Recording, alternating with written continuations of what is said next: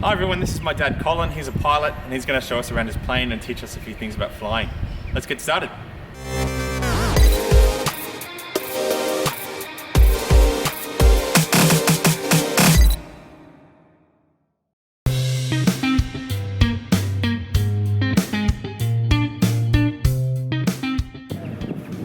We walk around the entire aircraft, so I'll start at this point. We check movement of the ailerons and make sure that it's actually controlling the controls inside, and that controls the rolling of the aircraft. Just a quick visual look at everything. Give it a bit of a shake to make sure there's nothing loose.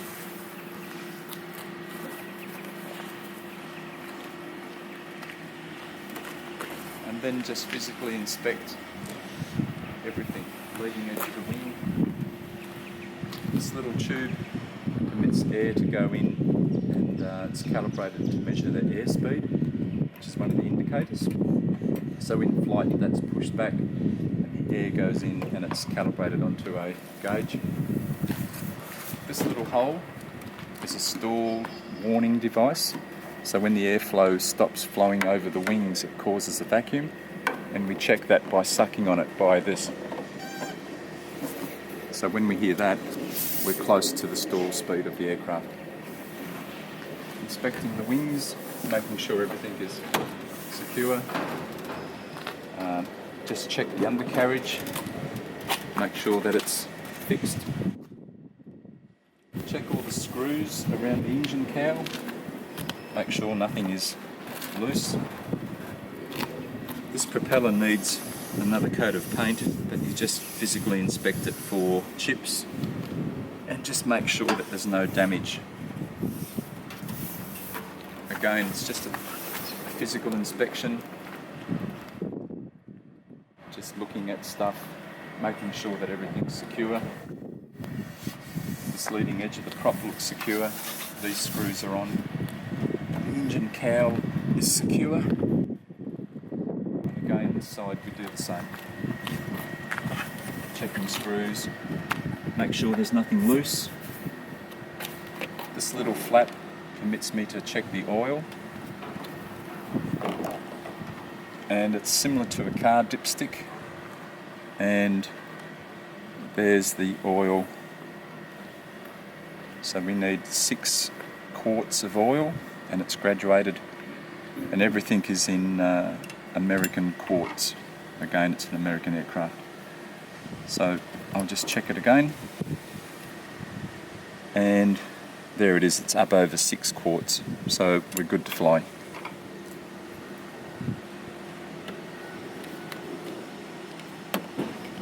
Make sure that's secure. Again, continue the inspection around the aircraft, making sure there's nothing out of place. Check the wheel, make sure that everything is fine. Leading edge, make sure there's no damage, no obstructions to the air intakes. Just physically inspect the entire aircraft. Again, a bit of a shake.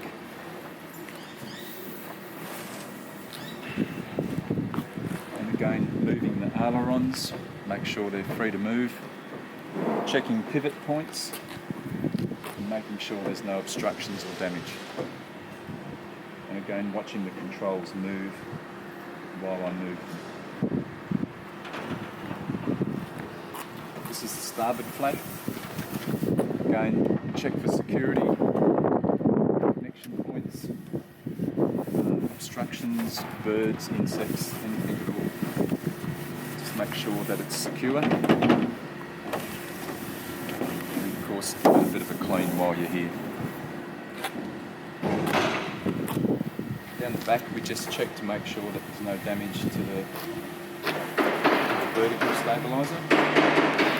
And this particular aircraft, the whole rear stabiliser moves, as you can see.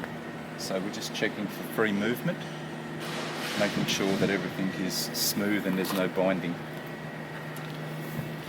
Again, looking in the window, you can make sure that the controls actually move backwards and forwards when you move the control surface. rudder, make sure that it's secure.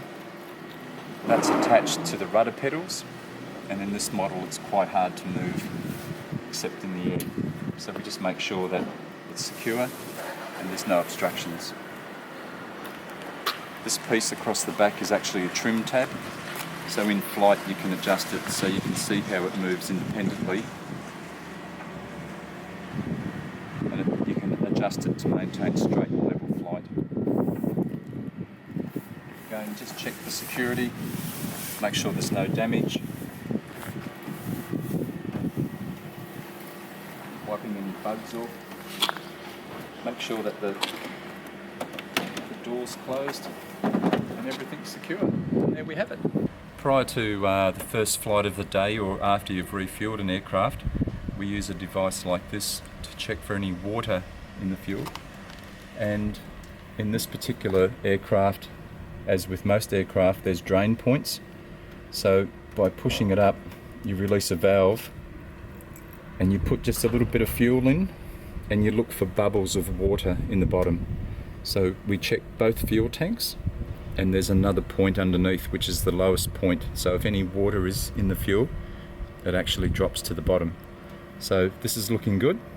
I've only just refueled this, so I'm just checking to make sure there's no water contamination in this particular tank.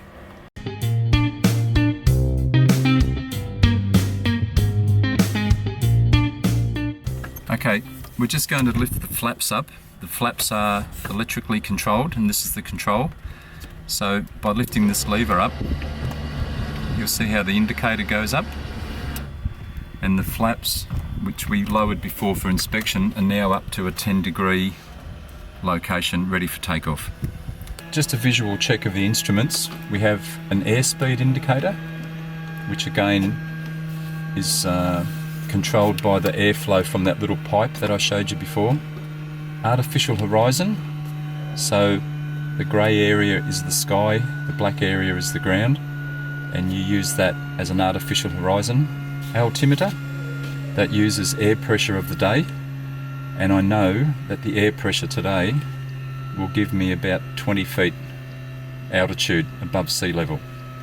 ADF indicator, which is a navigation. Vertical speed, that indicates to me how many feet per minute I'm climbing at. This is a compass that's a vertical compass, and you have to calibrate that with the compass up here. So this is more accurate than that. So at the moment it's at about 100 degrees, so I'll start it there. We have other gauges. We have a tacho for the engine, we have carburetor temperature, we have vacuum suction, which controls a lot of the gauges, and we have two timers, one there and one there, and that's what's logged in the logbook. We have some radios. This device is called a transponder, so that people in the control towers can see you, and I have an exhaust gas temperature as well, as well as the usual fuel and petrol and ammeter gauges. Most people these days use iPads for navigation as opposed to the big paper maps. It's all authorised by CASA and makes life a lot easier. And for today's flight, there's a pink line that I've put in at various fly-to points, and the little blue aircraft in the middle is us. So we basically follow the pink line and we can record our flight. Over here we'll see that there's another aircraft flying at the moment, a little blue dot, and that's the registration of it. So it tells me if there's other aircraft around as well. Makes life a lot easier and just more enjoyable to fly.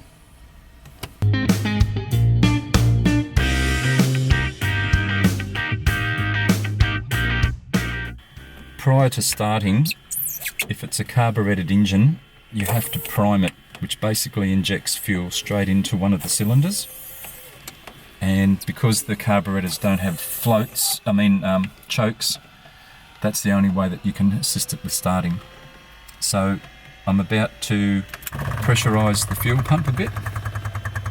You can hear that clicking noise. And with my feet firmly pressed on the brakes, I'm about to start the engine.